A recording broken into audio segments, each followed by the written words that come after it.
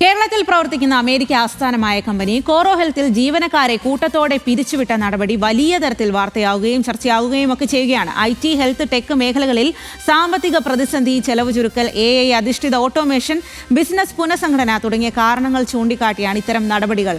Labour കോഡുകൾ പര്യാപ്തമല്ലാത്തതാണ് ഇതിന് പിന്നിലെ കാരണമെന്നാണ് ഉയരുന്ന ആക്ഷേപം. എന്തായാലും അഭയാർത്ഥികളോ പുറത്തു നിൽക്കേണ്ടവരോ അല്ല തങ്ങളെന്നാണ് കോറോ ഹെൽത്ത് ജീവനക്കാർ ഇക്കാര്യത്തിൽ പറയുന്നത്. അപ്പോൾ നമുക്കൊപ്പം കോറോ ഹെൽത്തിലെ ജീവനക്കാരനായ വിഷ്ണു തത്സമയം ചേരുകയാണ്. അവർക്കുണ്ടായ പ്രശ്നത്തെക്കുറിച്ച് പറയാനും ഇനി ഏത് രീതിയിലാണ് പ്രതിഷേധമാണെങ്കിലും അല്ലെങ്കിൽ ഇനിയുള്ള നീക്കങ്ങൾ ഏത് രീതിയിലാണ് മുന്നോട്ട് കൊണ്ടുപോകുന്നത് എന്ന് പറയാൻ വേണ്ടി അപ്പോൾ വിഷ്ണുവിലേക്കാണ് നമ്മൾ പോകുന്നത്. വിഷ്ണു നമുക്കൊപ്പം ഇപ്പോൾ ചേരുകയാണ് ഇതിനെക്കുറിച്ച് കൂടുതൽ വിശദമായി സംസാരിക്കുവാനൊക്കെ ആയിട്ട്. അപ്പോൾ good evening Vishnu. Good evening. Good evening. അപ്പോൾ നമ്മൾ ഈ ഒരു വാർത്തകളൊക്കെയാണല്ലോ കൂടുതലായിട്ടും ചർച്ചയായിക്കൊണ്ടിരിക്കുന്നത്, വലിയ വിവാദത്തിലേക്കൊക്കെ കടന്നിരിക്കുകയാണ്. അപ്പോൾ നിങ്ങളോട് ചോദിക്കാനുള്ളത്, കഴിഞ്ഞ വെള്ളിയാഴ്ചയാണ് നിങ്ങൾ ഇത്തരത്തിൽ ഈ ഒരു അനുഭവം ഉണ്ടാകുന്നത്. അപ്പോൾ അതിനു മുമ്പ് ഏതെങ്കിലും തരത്തിലുള്ള സൂചന ലഭിച്ചിരുന്നു? അതായത് പെട്ടെന്നൊരു ദിവസം ചെന്നപ്പോൾ ഇങ്ങനെ വെള്ള പേപ്പറിൽ ഇത് എഴുതി തരികയാണ് എന്നാണ് മനസ്സിലാക്കുന്നത്. അപ്പോൾ ഈ കമ്പനിയുടെ നിലപാടുകളിൽ നിന്ന് നേരത്തെ തന്നെ ഇങ്ങനെ ഒരു നീക്കം അറിയാൻ നിങ്ങൾക്ക് സാധിച്ചിട്ടുണ്ടായിരുന്നു? ഈ ജൂലൈ 3-ാം തീയതി വെള്ളിയാഴ്ച നമ്മൾ സാധാരണ വർക്ക് ചെയ്യുന്നത് പോലെ എല്ലാ ദിവസവും രാവിലെ വരുന്നു. വെള്ളിയാഴ്ച ആയതുകൊണ്ട് പ്രത്യേകിച്ച് എംപ്ലോയീസിന് നേരത്തെ അവർക്ക് ലോഗൌട്ട് ചെയ്ത് ഈവനിങ് ട്രെയിൻ അല്ലെങ്കിൽ ബസ് ക്യാച്ച് ചെയ്യാൻ വേണ്ടി അവർ നേരത്തെ വരുന്നു. 7, 7:30, 8 മണിയൊക്കെ ആകുമ്പോൾ അവർ വരുന്നു, വർക്ക് ചെയ്യുന്നു. 9, 9:30 ആകുമ്പോഴത്തേക്കും ഒരു ഗ്രൂപ്പ് ഓഫ് HR അല്ലെങ്കിൽ അവരുടെ കൂടെ കുറച്ച് ബൗൺസേഴ്സ്, പിന്നെ 2-3 ഒരു set of advocates, legal advisers അവർ വരുന്നു. നമ്മുടെ ഫ്ലോറിൽ വന്നിട്ട് അവരോട് അനൗൺസ് ചെയ്യുകയാണ്, നിങ്ങൾ പെട്ടെന്ന് സിസ്റ്റം ലോക്ക് ചെയ്യണം, ഇങ്ങോട്ട് വരൂ, ഇപ്പൊ തൊട്ട് നമ്മൾ കേരളത്തിലെ ഓപ്പറേഷൻസ് സ്റ്റോപ്പ് ചെയ്യണം, നിങ്ങൾ ID കാർഡ് തരണം, ഈ പേപ്പർ അവർ ഒരു കഥ വായിക്കുന്നത് പോലെ അതിൻ്റെ അകത്ത് നമ്മുടെ ടെർമിനേഷൻ ലെറ്റർ വായിക്കുന്നു, പേപ്പർ ഓരോരുത്തരുടെ പേര് കൊടുത്തിട്ട് പുറത്തേക്ക് ഇറങ്ങാൻ പറയുകയാണ്.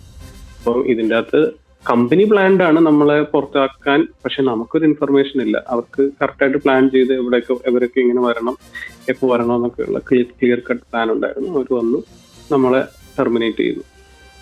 നമുക്കൊരു ഐഡിയ ഇല്ല എപ്പോഴാണ് ഇതിങ്ങനെ സംഭവിക്കുന്നത്. നമ്മളോട് നേരത്തെ പറഞ്ഞിരുന്നത് വരുന്ന ശനിയാഴ്ച നമുക്ക് നെക്സ്റ്റ് ഡേ, അതായത് വെള്ളിയാഴ്ച ശനിയാഴ്ച വർക്ക് ചെയ്യാനുള്ളവരുടെ ലിസ്റ്റ് എടുത്തോളാൻ പറഞ്ഞിട്ടാണ് നമ്മുടെ സാറ്റർഡേ ഫ്രൈഡേ ടെർമിനേറ്റ് ചെയ്യുന്നത്. അപ്പോൾ ഇന്ന് ഇക്കാര്യത്തിൽ കൂടുതൽ ചർച്ചകളൊക്കെ നടക്കുകയൊക്കെ ചെയ്തല്ലോ.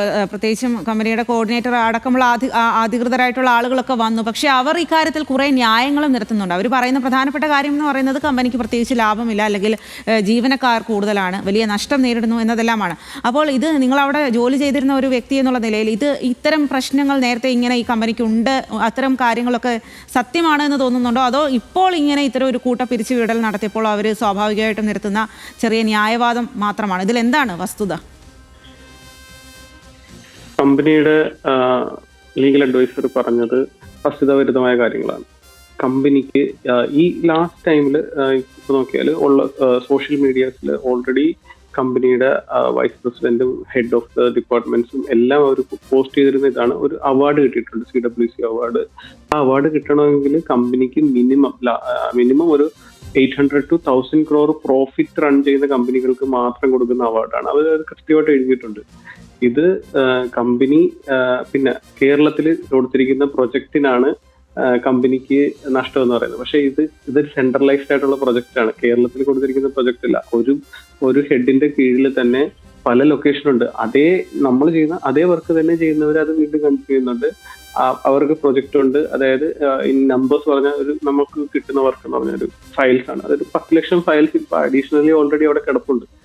നമ്മൾ കാണുന്ന സമയത്ത് നമ്മൾ മാനേജേഴ്സ് എന്ന രീതിയിൽ നമുക്കത് കാണാൻ പറ്റും. അത് കാണിച്ച് 10 ലക്ഷം ഫയൽസ് ഓൾറെഡി കിടപ്പുണ്ട്. എന്നിട്ടാണ് നമ്മൾ പെട്ടെന്ന് അവർ ടെർമിനേറ്റ് ചെയ്യുന്നത്. കാര്യം ഇത് ഓൾറെഡി പ്ലാൻഡ് ആണ്. അത് നമ്മൾ പല നേരിട്ട് നടന്ന സംഭവങ്ങൾ കണക്ട് ചെയ്യുമ്പോഴാണ് നമുക്ക് മനസ്സിലാകുന്നത്. ഓക്കെ, മുമ്പ് നടന്നിരുന്ന ക്വാർട്ടർലി നടന്നിരുന്ന പല പ്രോഗ്രാമുകളും അവർ കട്ട് ചെയ്യുന്നു. ഒരു പ്രോഗ്രാം, ഇവിടെ വരേണ്ട പ്രോഗ്രാം, അതിന്റെ പ്രാക്ടീസ് തുടങ്ങി, അത് ഒരു മാസം മുമ്പ് പെട്ടെന്ന് അത് സ്റ്റോപ്പ് ചെയ്യുന്നു. അങ്ങനെ പല കാര്യങ്ങളും ഇപ്പൊ നമ്മൾ കണക്ട് ചെയ്ത് നോക്കുമ്പോഴാണ് ഓക്കെ, ഇതൊക്കെയാണ് ഇതിന്റെ സൂചനകൾ. അവര് നേരത്തെ വെൽ പ്ലാൻഡ് ആയിരുന്നു. പക്ഷെ അവര് എക്സിക്യൂട്ട് ചെയ്തത് ഈ സഡൻലി ഈ ജൂലൈ 1st അത് എക്സിക്യൂട്ട് ചെയ്യുന്നത്. ജൂലൈ 3rd എക്സിക്യൂട്ട് ചെയ്യുന്നത്.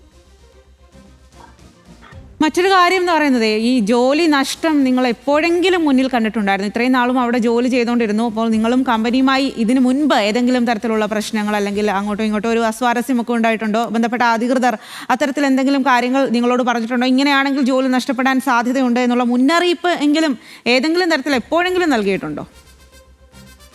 ഇല്ല, നമുക്ക് മുന്നറിയിപ്പൊന്നും നമ്മള് അതായത് അവര് നമ്മളെ നമുക്ക് മുന്നറിയിപ്പായിട്ട് തരത്തില്ല. നമുക്ക് വർക്കുണ്ട്. ഇത് ലാസ്റ്റ് ടൈമും നമ്മളെ കൊണ്ട് ഈ ഈ വർക്കിന് ഈ കഴിഞ്ഞ മാസം തന്നെ എല്ലാവരെയും 8 മണിക്ക് 9 മണിക്ക് വരേണ്ടവർ 8 മണിക്ക് നേരത്തെ വരുത്തിച്ച് ഒരു പുതിയ ടൂൾ ഡെവലപ്പ് ചെയ്യുന്നു. നമുക്ക് UAE ഇപ്പൊ നമ്മൾ US വർക്കാണ് ചെയ്യുന്നതെങ്കിൽ UAE കോഡിംഗ് കൂടെ വരുന്നുണ്ടെന്നൊക്കെ, UAE കോഡിങ് അല്ലെങ്കിൽ വേറെ അറബ് രാജ്യങ്ങളിലുള്ള കോഡിംഗ് കൂടെ നമുക്ക് വരുന്നുണ്ട്. ഇതിന്റെ ഡീറ്റെയിൽസ് ഒക്കെ വരുന്നുണ്ട്. അതിന്റെ ഒരു ടൂൾ ഡെവലപ്പ് ചെയ്യുന്നു. അതിന് ആ ടൂളിന്റെ ടെസ്റ്റിങ്ങിന് വരെ നമ്മളെ വിളിച്ച് നമ്മളെ കൊണ്ട് രാവിലെ ഇരുത്തി ഒരു 3 മണിക്കൂർ 4 മണിക്കൂർ ആ ടെസ്റ്റിങ്ങിന് മാത്രം സെപ്പറേറ്റ് ഇരുത്തിയിട്ടുണ്ട്. അപ്പം നമ്മളൊരിക്കലും പ്രതീക്ഷിക്കത്തില്ലല്ലോ ഇന്നപോലെ ഫ്യൂച്ചർ ഹോപ്പ് അല്ലേ അവർ തരുന്നത്. അടുത്ത പ്രൊജക്ട് വരുന്നു, നെക്സ്റ്റ് പ്രൊജക്ട് ഇസ് കമ്മിങ്.